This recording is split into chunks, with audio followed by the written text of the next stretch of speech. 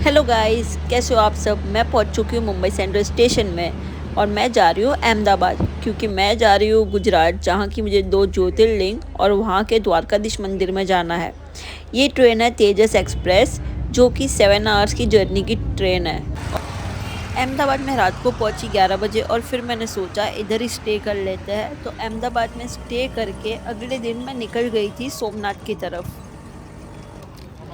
वाह, ये देखो कितना प्यारा सा पपी है। थोड़ी देर मैं इसके साथ खेली और फिर उसके बाद आगे के सफ़र के लिए निकल गई। आगे का सफ़र बहुत ही लंबा था, इसलिए मैंने सोचा यहाँ पे भी मैं नाइट स्टे कर लेती हूँ। और ये देखो, सुबह मैं पहुँच गई थी भालका तीर्थ मंदिर। यहीं पर कृष्ण को गलती से एक जरा नाम के शिकारी ने तीर मार दिया था, जो उनके पैर को हिरन समझ बैठा था। इस घटना के बाद श्री कृष्ण ने अपना शरीर त्याग दिया और अपने दिव्यलोक को चले गए। भालका तीर्थ सोमनाथ टेम्पल से लगभग 5 किलोमीटर दूर है, इसलिए लोग दोनों जगह एक साथ विजिट करते हैं। ये जगह बहुत ही शांत, सुकून भरी और भक्ति से भरी हुई है। भालका तीर्थ सिर्फ एक मंदिर नहीं है, बल्कि ये मोक्ष, त्याग और जीवन के सत्य का संदेश देता है। पीपल के पेड़ के नीचे शांत ध्यान में बैठे कृष्ण जी को जब गलती से तीर लगा, तो उन्होंने दुख या क्रोध नहीं दिखाया, बल्कि करुणा और शांति से भरा हुआ चेहरा रखा। शिकारी जरा जब रो रो कर माफ़ी मांगता है, तो कृष्ण जी उसे प्रेम से क्षमा कर देते हैं। इससे मुझे ये महसूस हुआ कि दुनिया का सबसे बड़ा शिक्षक बिना शोर के, बिना शिकायत के प्रेम और क्षमा का संदेश देकर अपनी लीला को समाप्त कर देता है। यहाँ के दर्शन होने के बाद हम पहुँच चुके थे सोमनाथ के मंदिर।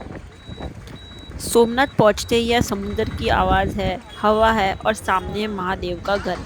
लगता है जैसे जो भी मन में था वो बिना बोले ही समझ लिया गया हो। सोमनाथ सिर्फ एक मंदिर नहीं लगता, ये जगह कह रही है, थक गए हो तो थोड़ा रुक जाओ, सब ठीक हो जाएगा। सोमनाथ की कहानी बहुत ही सीधी है, पर बहुत गहरी भी। ये मंदिर बार बार टूटा, पर हर बार फिर से खड़ा भी हुआ। समय बदलता रहा, लोग बदलते रहे, लेकिन महादेव पर विश्वास कभी नहीं टूटा। समुद्र के किनारे खड़ा सोमनाथ जैसे कहता है, गिरना गलत नहीं, पर हार मान लेना गलत है। इसलिए सोमनाथ सिर्फ एक मंदिर नहीं, हिम्मत और श्रद्धा की पहचान है। मुझे यहाँ सबसे अच्छा यही लगा कि ये ज्योतिर्लिंग समुद्र के किनारे था। मैंने सुबह का सनराइज देखा, आसमान जैसे गुलाबी सा हो गया था और बहुत ही सुंदर लग रहा था।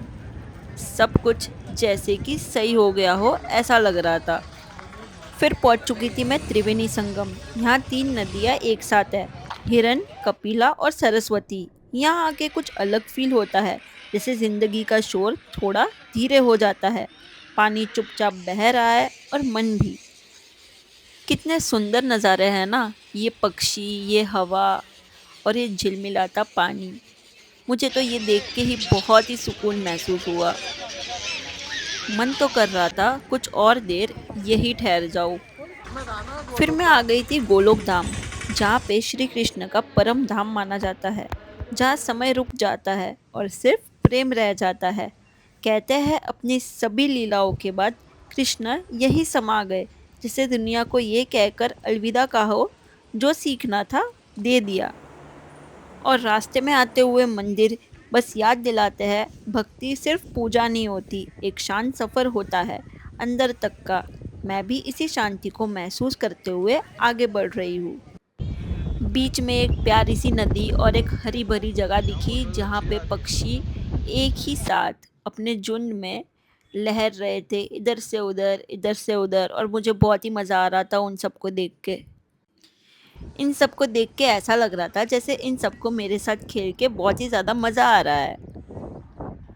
ये जगह बहुत ही सुंदर थी, यहाँ पे कोकोनट के ट्रीज थे और और भी बहुत सीनरी बहुत ही खूबसूरत था।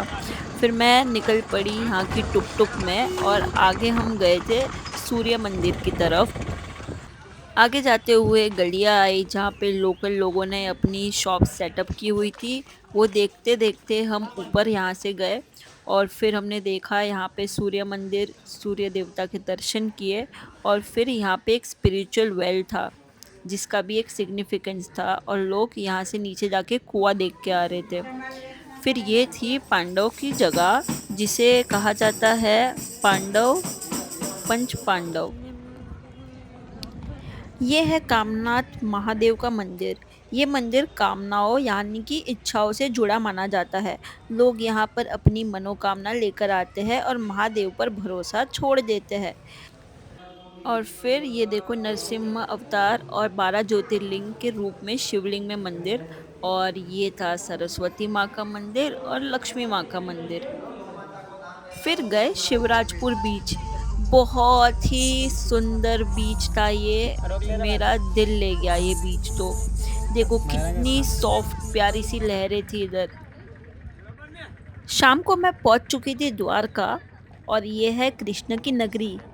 और ये है रुक्मणी मंदिर, प्रेम मर्यादा और समर्पण का प्रतीक। कहते हैं यहाँ आके रिश्तों का मतलब और गहरा लगता है। द्वारका शोर नहीं करती, बस धीरे से याद दिलाती है जहाँ प्रेम हो वही कृष्ण है। रुक्मणी माँ को माँ लक्ष्मी का अवतार माना जाता है और लॉर्ड कृष्ण की पत्नी। फिर जहाँ का इंतज़ार था वहाँ गए, द्वारकाधीश मंदिर। यहाँ पर मैं गोमती नदी का स्पर्श करके द्वारकाधीश मंदिर के वो द्वार से गई जहाँ पे 56 सीढ़ियाँ हैं। यहाँ पर मोबाइल अलाउड नहीं था, तो यहाँ पे मैंने मोबाइल को काउंटर में रख दिया था।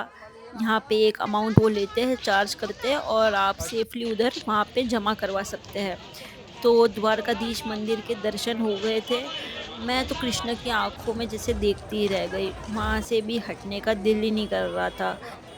जब तक मन और दिल नहीं भरा तब तक वहाँ पे दर्शन के लिए खड़ी रही और मेडिटेशन किया।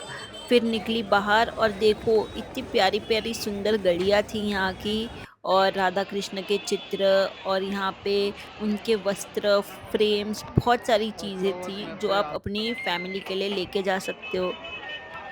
आप सबको पता है ना, वृंदावन छोड़ने के बाद कृष्ण ने द्वारका बसाई, समुंदर के किनारे एक नगरी जहाँ धर्म, न्याय और प्रेम था। यहीं कृष्ण ने राज्य की जिम्मेदारी संभाली और लोगों को जीना सिखाया। द्वारकाधीश का मतलब होता है द्वारका का राजा, पर यहाँ कृष्ण सिर्फ राजा नहीं, अपनों जैसे लगते हैं। अगली सुबह मैंने द्वारका को और एक्सप्लोर किया। मैं वहाँ के पुराने द्वारकाधीश मंदिर गई और आसपास के और मंदिरों में भी। हर जगह एक अलग ही शांति थी, जैसे हवा में भी भक्ति बसी हो। यहाँ के पुराने मंदिरों की एनर्जी बहुत ही पावरफुल थी। यहाँ पे हम एक पुराने हनुमान जी के मंदिर आए थे, और फिर यहाँ पे थी एक ऋषि मुनि के भक्तों की समाधियाँ जो उन्होंने प्राप्त की थी अपने गुरुजी से। ये सभी थी उनकी समाधियाँ। फिर हम पहुंच चुके थे नागेश्वर ज्योतिर्लिंग, जो कि था मेरा 7वां ज्योतिर्लिंग। पुराणों के अनुसार यहाँ एक दैत्य दारुका का अत्याचार बढ़ गया था। उसने भक्तों को कैद कर रखा था, जिसमें सुप्रिया नाम की एक शिव भक्त भी थी। सुप्रिया ने बंधन में रहकर भी ओम नमः शिवाय की जाप नहीं छोड़ा। भक्तों की पुकार सुनकर महादेव यहाँ ज्योतिर्लिंग के रूप में प्रकट हुए, दारुका का विनाश किया और अपने भक्तों को रक्षा दी। इसलिए नागेश्वर को भय से मुक्ति और सुरक्षा का ज्योतिर्लिंग माना जाता है। यहाँ पर तो मुझे फील हुआ जैसे कि शिवजी ने मेरा सच में टेस्ट ले लिया, क्योंकि यहाँ पे इतनी लंबी लाइन थी, 4 घंटे की लाइन थी, और लाइन में इधर लोग बहुत ही बीच बीच में घुस रहे थे और लोगों को पड़ी नहीं थी। पर मैं ये मानती हूँ कि ऐसे लोगों को भगवान जी दर्शन देते भी नहीं हैं। भले वो अंदर तक पहुँच तो जाए, बट दिल से उन्हें कोई आशीर्वाद नहीं मिलता शिवजी का। मेरी तो खुशी आप सब लोग देख ही सकते हो। और मुझे यहाँ की जो शिव जी की सबसे बड़ी मूर्ति थी वो बहुत ही प्यारी लगी, और मैं तो वो मूर्ति को जितनी भी देर मैं लाइन में खड़ी थी ना, बस उसी शिव जी की मूर्ति को देख रही थी। फिर अगले दिन मैंने वड़ा पाव समोसा खाया, क्योंकि मुझे बहुत ही मुंबई की याद आ रही थी, और फिर मैं बस से निकल पड़ी थी मुंबई की तरफ, और मैं पहुंच चुकी थी अपने घर।